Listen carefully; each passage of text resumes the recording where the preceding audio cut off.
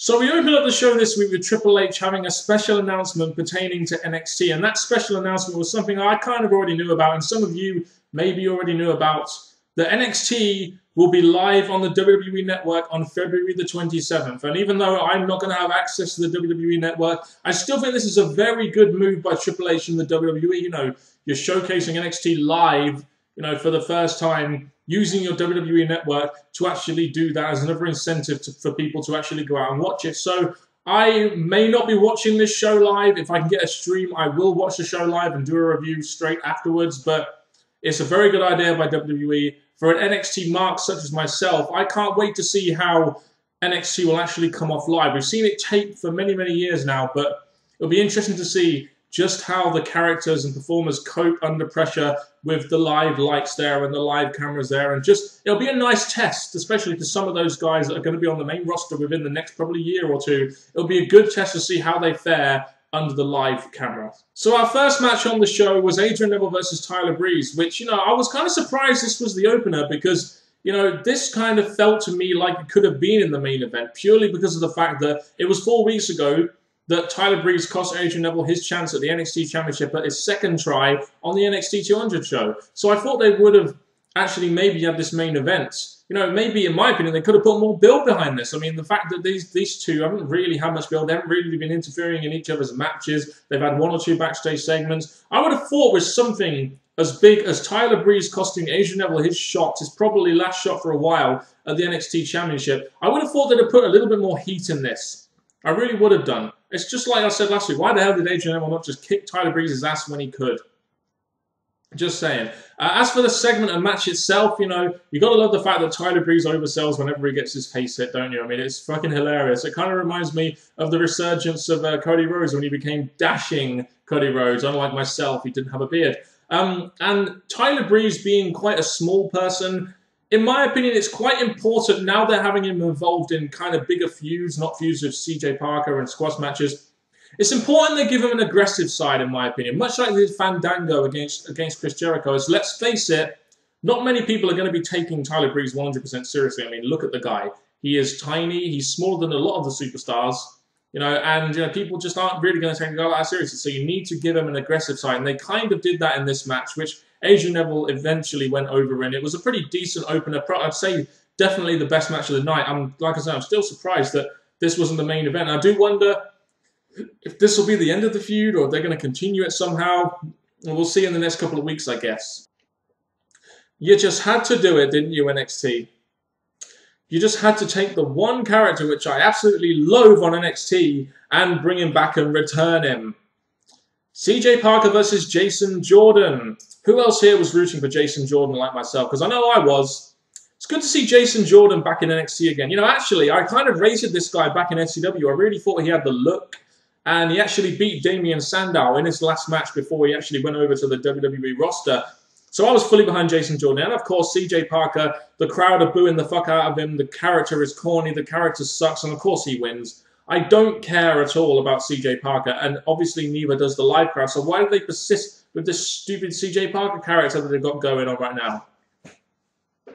When I saw that Mojo Rawley was going up against Bo Dallas in a match, I was immediately thinking, why? You know, why did these two need to face off? Especially in a match which only went about 5 minutes or so. And I'm just surprised NXT did this match, especially with Mojo Rawley on like a winning streak where he's going through some jobbers and beating people like Scott Dawson who are essentially jobbers. You know, I don't know why they had him go up against Bo Dallas just yet, especially as Mojo Rawley is very green right now and still quite green. Even though his character, in my opinion, is very good, he still needs to work on his in-ring skills. So why even put Mojo Rawley, you know, here at this time when it's not entirely necessary? Why have him lose to a Bo Dallas when you could put him in a match against someone else and maybe build up a little mini feud maybe between him and a heel on the roster? You know, I don't know. But at the end of the day, Bo Dallas managed to defeat Mojo Rawley with a roll-up, I believe, and he gets hold of the tights. And I suppose you could say, you know, that Bo Dallas didn't win clean, Mojo Rawley didn't look bad, but I'm just not happy with the fact that you have Mojo Rawley, a newer guy on the roster who's obviously very green, who's on a winning streak, and you want to continue that momentum going with his stay hyped character. You have him go up against Bo Dallas, who is essentially a person who he's going to have to lose to. The only way I would have probably done this is maybe have some sort of DQ finish or some sort of count-out finish or something, or Bo Dallas getting himself deliberately counted out because he just doesn't give a shit about going up against Mojo Rawley. He has better things to do. I don't know. But I like the idea of Mojo Rawley going against Bo Dallas, just not right now. In our main event of the evening, we had the epically wanted rematch between Kofi Kingston and Alexander Rusev. So this was the big rematch from when Rusev pinned Kofi Kingston in 5 minutes. Let's just pick this apart a little bit. Firstly, you had Alexander Rusev, who was an NXT guy, pin Kofi Kingston in 5 minutes on a show 2 weeks ago.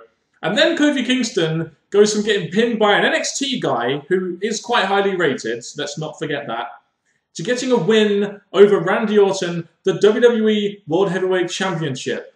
How does a guy go from there to there in about a week or two? In my opinion, it shows the very, very inconsistent booking that is going on in WWE with regards, especially people like Kofi Kingston. It's like, we're going to make this guy job out for months and months and months, and then we expect the crowd to get behind him and believe him when he gets one measly win over Randy Orton. Well, that's not how it fucking works. If you want to build this guy up to be a main event of WWE, and I'm going to talk about more on this on my SmackDown review, which is actually, I'm actually filming it tomorrow, but it's being uploaded yesterday. Said that in the future tense when I meant past tense, but it's this whole video recording schedule thing. It's kind of fucking me up now. But anyway, it's time to move off that. Kofi Kingston, that's another subject for another day. As for the match, the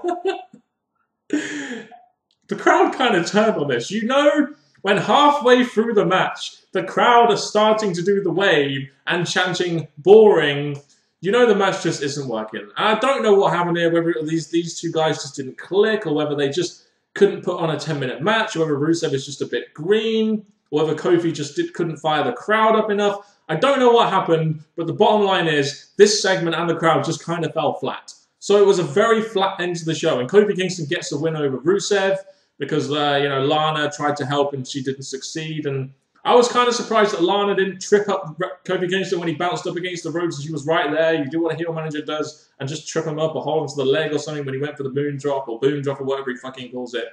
I don't know, just a real flat way to end the show. And Kofi Kingston getting this win over Alexander Rusev. Did anyone else really care? Because I sure as hell didn't care. He goes from beating Randy Orton on Raw, and I know this is taped, and then he, you know, has a very competitive match against Rusev and gets a win. Lack of consistency there. Just saying. The best way I can describe this show is it started off well and then just fell. You know, the opening segment with Triple H, you know, when he announced the NXT going live, that was really good. That was a big moment for someone like me who's been following NXT for as long as he has. The opening match between AJ Neville and Tyler Breeze was a pretty decent match, I would say. So I was happy until that point. And then we had CJ Parker. And then we had Mojo Rawley going up against Bo Dallas, which was unnecessary. And then we had the main event. And it kind of went on a show from being kind of like good-ish to a show that just went flat, in my opinion. Hope WWE do better than this when they put NXT out live. I'll just say that, even though I guess the live show will include people like Cesaro and Sandow, people that were on NXT in the last couple of years or something. I don't know. They probably want to get the star power out there, you know, straight away. I don't really know. But if you have any thoughts on this week's edition of NXT, oh, please, put them in the comment section below. I would love to hear them. As for Alexander Rusev, like I said last week, he's still doing dark matches on SmackDown, or for the Raw and SmackDown tours, I believe. Looks like WWE are very high on this guy. He's had wins over Xavier Woods. He's had a close-fought match with Dolph Ziggler on his debut. He's been running roughshod through NXT. He lost to Kofi Kingston here, but he beat him in 5 minutes. So obviously WWE sees something in this guy. And I can kind of see where they're coming from, because they don't have too many bigger guys on the roster. And it's about time we got some more bigger guys on the roster. You know, even if they're not the most talented people in the world. You know, Alexander Rusev isn't the most talented big guy in the world, but he is somewhat unique. So he could be used on a WWE roster as a bigger guy. I personally think Brodus Clay could be a good, bigger guy for WWE after he turned heel, but I don't remember seeing him in a while. Don't know. If you have any thoughts on that, please let me know in the comment section below. Tune in next week, same time, same place. Thank you very much for watching, guys. Goodbye.